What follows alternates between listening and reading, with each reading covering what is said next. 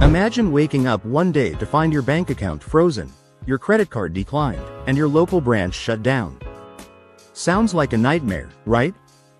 Well, this could soon be reality for millions of Americans. Banks, especially small banks and regional banks, are facing a crisis unlike anything we've seen before. From plummeting lending rates to a proposed credit card interest rate cap, the entire financial system is on the brink of collapse.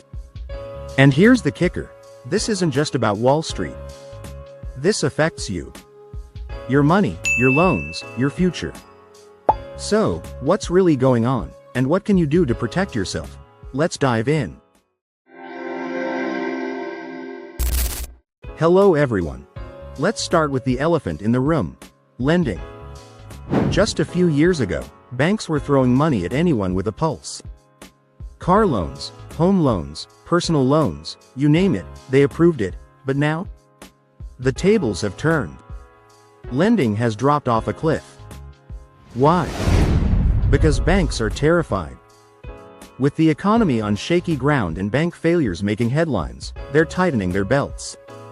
This means fewer loans for cars, homes, and even small businesses. And if you're thinking, well, I don't need a loan right now, think again. This freeze could ripple through the economy, affecting jobs, prices, and your disposable income. Now, it's not all doom and gloom. If you're in the market for a home, there's some good news. Mortgage rates have been dropping steadily, week after week. This could be your chance to lock in a lower rate and save thousands over the life of your loan. But here's the catch: even with lower rates, getting approved for a mortgage is harder than ever. Banks are being extra cautious, and that means stricter requirements and longer wait times. So, if you're planning to buy, now's the time to get your finances in order. Now, let's talk about the real game changer: the proposed credit card interest rate cap. Lawmakers are pushing to cap rates at 10%, which sounds great for consumers, right? Well, not so fast. For small banks and regional banks, this could be a death sentence. These banks rely heavily on credit card revenue to stay afloat. Without it, they'll have to make up the difference somewhere else. And guess where that leaves you? Higher annual fees, more late payment fees, and even over-limit fees. And if that's not enough, some banks might just close up shop altogether. That's right, account closures could become the new normal. So, what does all this mean for you? First, it's time to rethink where you keep your money.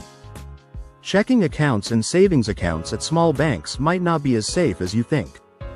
Second, keep a close eye on your credit card fees. If the interest rate cap goes through, those fees could skyrocket. And finally, don't wait until it's too late. If you're worried about a bank run or revenue loss at your bank, consider diversifying your accounts or even moving your money to a larger, more stable institution.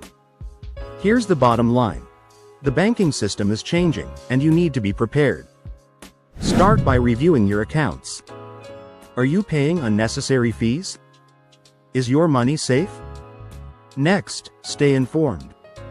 Follow the news, read up on risk management, and don't be afraid to ask questions. And finally, share this video with anyone who might be affected. The more people know, the better we can all navigate this crisis together. The days of trusting banks blindly are over. The system is broken, but that doesn't mean you have to be a victim. Take control of your finances, stay informed, and remember, knowledge is power.